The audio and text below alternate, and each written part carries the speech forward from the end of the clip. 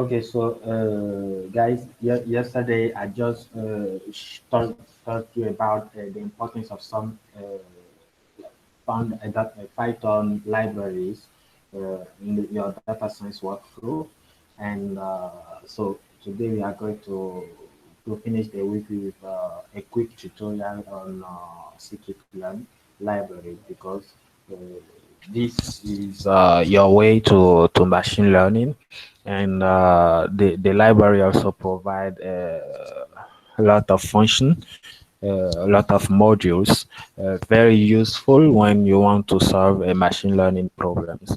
So that's why I would like you to look at this library with attention and make sure you have all the modules working properly. So I'm gonna share my screen now to to quickly show.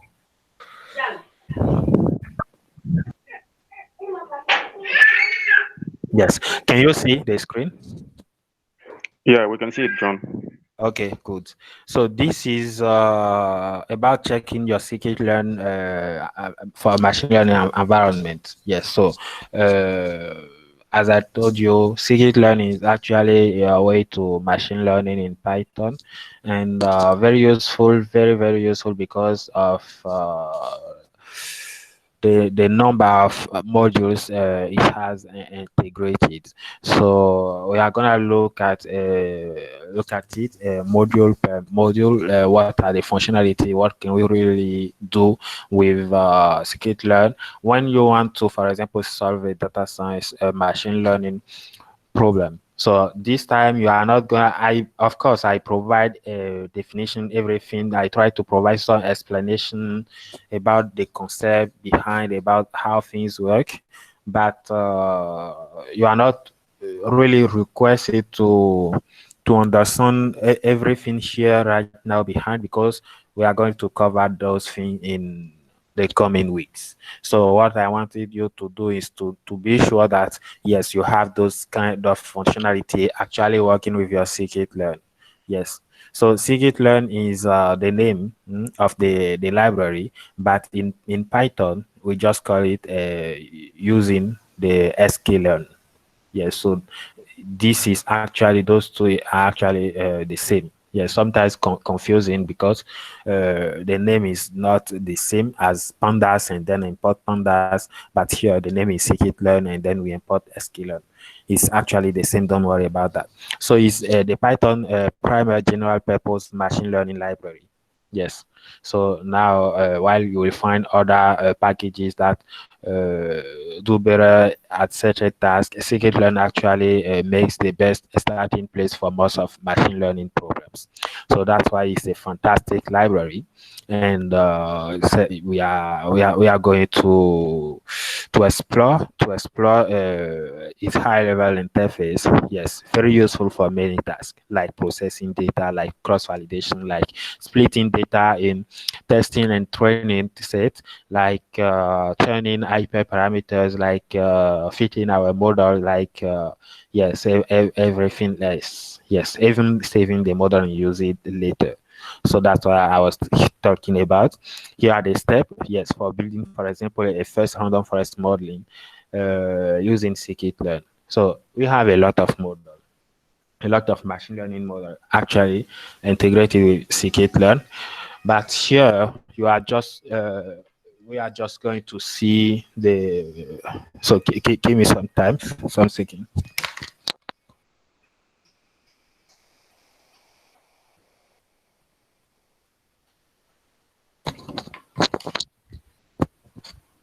Okay, I'm there.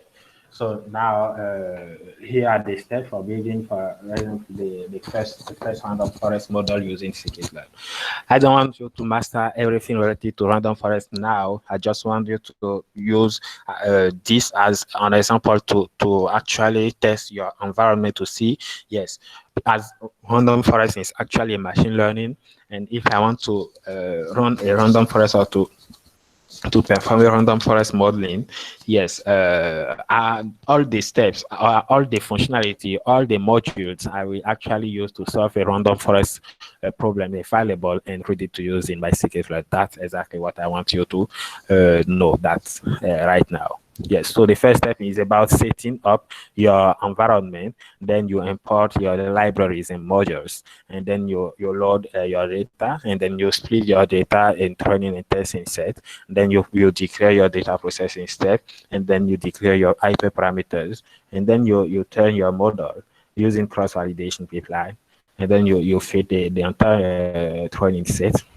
and then you evaluate your model, and to finish you just save your model for full use. Yes, so those one are the steps, the classical steps in a machine learning problem solving. You take your data, you are sure your environment is ready. So that's what you are gonna see in this. Yeah, so make sure. So in order to analyze to make random forest work properly, you need to be sure the following are installed in your computer. So you need Python at least the version 2.7 or more. So actually you have installed Python using the Anaconda distribution, so it's okay. You have the latest version, probably the 3.7. So actually you need also NumPy pandas for some data manipulation before coming to the machine learning. So here this is what I was telling you. Scikit-learn, but it's actually sklearn in Python. Yes, so I strongly recommend installing Python for Anaconda. Yes, I used to say that, and you guys already know, and you have done so. What about checking your Scikit-learn version actually to make sure you have Scikit? Normally, NumPy, Panda, Scikit-learn, all those library comes with when you install Python using an Anaconda distribution. Yes, you have all those already integrated. So how do you actually check you effectively have the Scikit-learn? Yes, just have to check about the version, and if you are able to see that, that means your Scikit-learn is installed. Is installed, and yes. So now what you should do is to check if you have the latest version of all the libraries. If you don't, you just use the conda update, yes, from your command line, your Anaconda prompt, for example, to just update your library. Yes. So in the steps two, how do you import libraries and modules? Yes, so to begin, let's import NumPy, which provides support for most efficient numerical computation. You know that. Next, we'll import Pandas, a convenient library that support data frame. You also know that. And then yes, now we can just start importing function for machine learning. So the first one will be the train test split, because yes, we need the data first, but this one we perform that with we can actually get the data with pandas. Yes, because we need the data in the pandas data frame. So we will get the data using pandas. And then the next step is just to split our data in train and testing set, because if you want to train a machine learning, the good way is to not train the machine in the same and test it in the same data set. So we are just gonna split our data set into two. So a training set and a testing set. And now we are lucky because Scikit-learn actually provide a module to do that. So the train test split function is actually yes, from the model selection model. So here we are just gonna use yes this module to import the train test split function, and next we will import the entire processing module. Yes, we need to process because yes, you know, most of time all of your variables are just not at the same scale. Yeah, so some will be very large distributed, some will be very few distributed. So how do you get all of them in the same scale? And how do you actually process the missing value, the outliers, and things like that? Yes, you need the processing modules to actually do that. Yes, so this contain a utility for scaling, transforming your data, and wangling your data. Yes, so we are lucky again because instead of doing this step by step using Python programming, basic Python programming, Python developer, the data science community have developed already some nice module to actually help us doing that. So that's why I want you to make sure those modules are all there and working properly because you are going really to use that in the coming week. So here from Scikit-learn, we import processing to know that yes, we are gonna use that to import everything to process everything. So now next we import the family of the model we will use. Yes, family of model because family of model are broad type of model such as random forest, superviral machine, linear regression, and so forth. So now within each family of model, now you can actually get an actual model after you fit and turn its parameters to the data. Yes, so this is just a refresh, but I think we are gonna teach those things in the coming week. This is not for sharing knowledge about the concept behind machine learning or how to practice machine learning using Python code, but this is just to challenge your environment, your scikit-learn, to make sure you have all your modules and your function ready to be deployed. So yes, so as we want to run a random forest, we are just gonna import the random forest family like so. Yes, so you just run this sample of code and it's okay. Yes, so now exactly. So for this scope, for the scope of this tutorial, we will only focus on training a random forest and training these parameters. Yes. So then I think later in the coming week we will have the entire tutorial on how to choose between a model's family. Yes. How do you know that this model will work better than this one, or this is more appropriate for your problem actually than another models? Yes. So for now, let's move to importing the tool to help us performing the cross validation things. Cross validation also is a concept you guys will be introduced to later. Yes, I think maybe in the week 3. Yes, you have a chance to definitively a chance to know that. Yes, so now how do you import those modules? Yes, like that. So the cross validation here and that's all. So next, let's import some metric we can actually use to evaluate our model. Yes, because once you train a machine learning model, you need to evaluate the model. You need to know if the model is performing good or not. Yes. So the objective of a machine learning model is actually to predict. Yes. So if the model cannot predict with accuracy, then the model is not performing. So actually, at a mathematical level, there are some metrics. There are definitely some metrics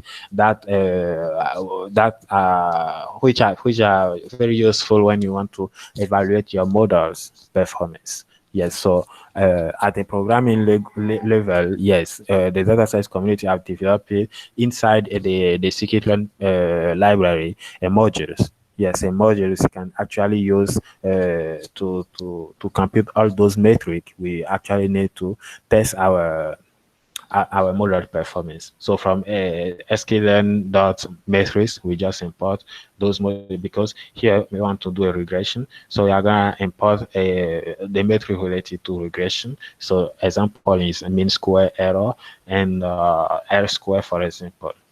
Yes. So now, after running our model, we'll definitely need to save our model so that we can just load it later and perform new prediction. So how do we do that? Using a function. A function comes from a modules, and this modules is just located into the sklearn library. So we import the function job live like that here. Yes, so we want to make sure it's working because after building a model, we don't want to just lose the model. We want to save the model and use it later for new prediction. Yes. So now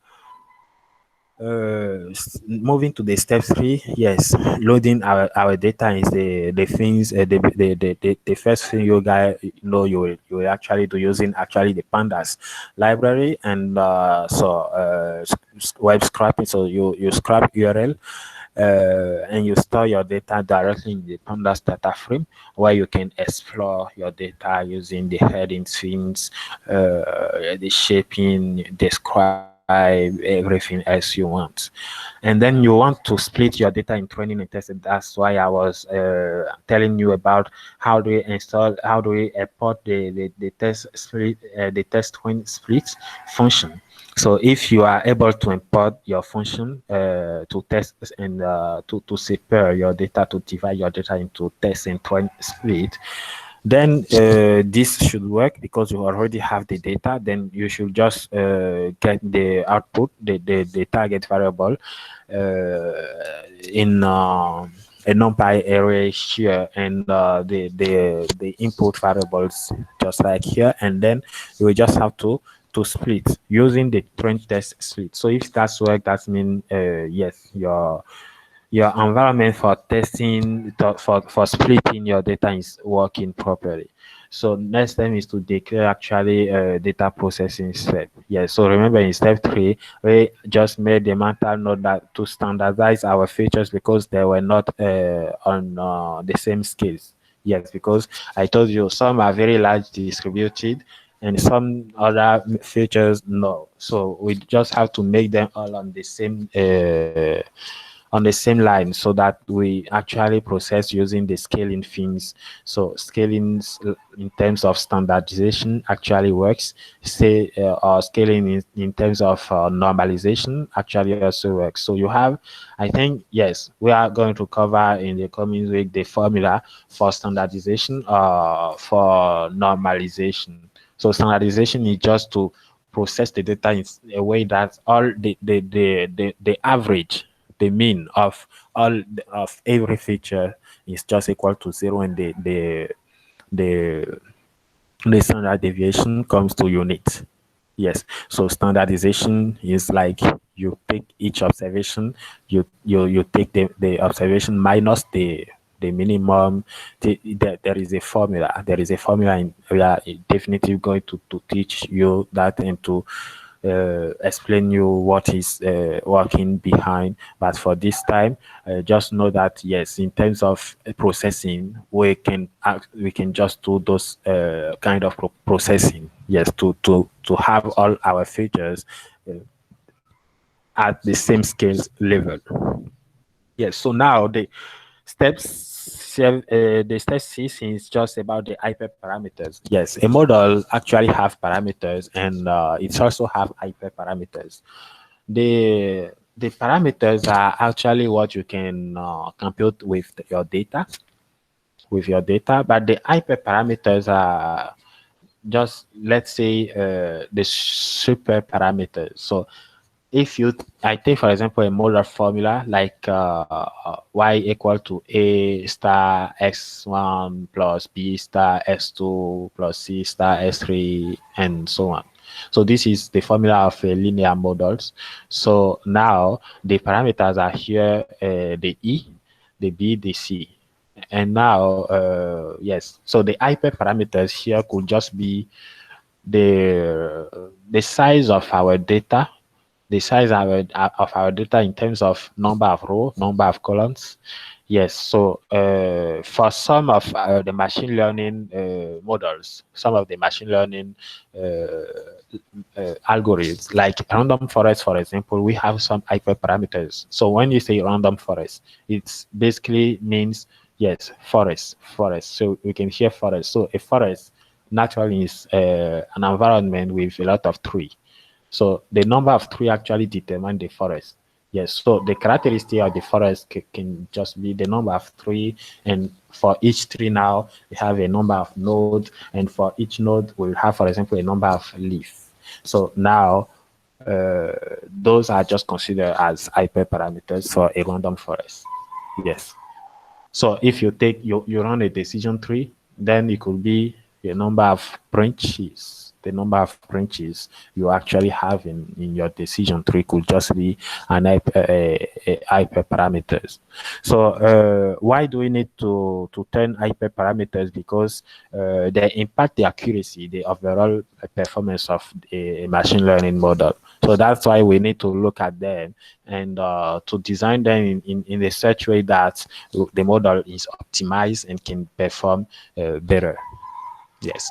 So now there are steps to actually look at hyperparameters and just refine them. But we are lucky again because yes, sklearn just provides us a way to do that. There is a modules here which help us to do that. Yes, the hyperparameter turning. Yes. So now that's why. So this was the step 6. So we are gonna do this to test our environment. So I think at the bottom I just provide the sample of code, and you can run it in your environment to see if all is working. It should work. If it's not working, if it's give a small error, yes, you try to solve that, but it should work. It should work, and it's used to test your environment to make sure all the modules and the function of scikit-learn are actually ready to be employed. So this step is about turning a model using cross-validation pipeline. So I just show you above the parameter grid search modules. So this is what we are gonna use here to quickly test if the cross-validation pipeline is working. Yes. So normally those are the steps of a cross-validation. Yes, but yes, we are lucky because we don't need to do all that actually, because we already have a pipeline for that available in yes, we already have a grid search pipeline actually available in scikit-learn, which can help us doing that. Yes, at the same time, if we do the cross validation and the hyperparameter turning, number of cross validation to perform equal to 10.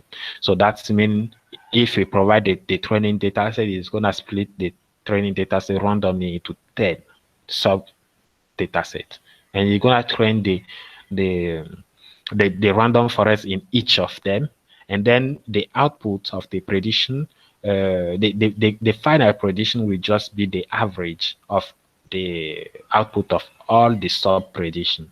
So that means 10 sub prediction, and then you get the final prediction by averaging all of them. So that is used to optimize the models. Yes. So now okay, so then you can just fit your model when you are ready with all of those one: processing, parameters, pipeline, hyperparameters, turning pipeline, cross validation. You can just actually train your model using the input and the output. Yes, so this is very easy to do. And yes, so now yes, after that you refit on the entire training set. Yes, so after that you just evaluate the model pipeline on the test data. So that's why we have a module for a model, a scikit-learn model for data a model evaluation. So we are gonna use that. We are gonna compute the R square, and we are gonna compute also the mean square error. Yes. So once you do that, you just need to save your model for future prediction. So how to do that? We are going to use the job live function. Yes. The job live function will actually help you saving your model and reload your model later, and then use the loading model to make some prediction. Yes. So here is the complete code. Yes, from the start to finish. The data are just available here in this URL, so you can just try running this later to see if it's working properly. And this will challenge your scikit-learn environment and check if all the functionality actually available in scikit-learn are ready to use. If you can do that with random forest, yes, then you can do that with any other yes, you can do that with any other machine learning. Yes. So this is actually available in your today folder. Just feel free to go through, and this recorded video will be shared later also. So feel free to go through when you have a time. Go through and check if everything is working fine. Yes. It was all I wanted to share with you this time. I hope you enjoy. If you have questions, they are welcome. If you also want, yes, in the Slack channel, just ask and ping me directly in boss, and we can discuss. No problem. And I think this is all for this time. Thank you very, very much. And let's talk another time. Thank you. Yeah. Recommended article that can be shared on. Oh yes, yeah. Some article that can be shared on this. Yes, of course. I can recommend some articles. Yes, maybe I will do that in the Slack channels. But yes, I also know you guys very active. If you are doing some research, you find some very useful articles. Yes, just share in the Slack channels. Is will be really helpful. Even for me, I will search and share with you. If you can search and share also, that's fine. That's okay. Yes, thank you. Okay, so thank you, Patrick. Thank you, everyone, and let's talk another time.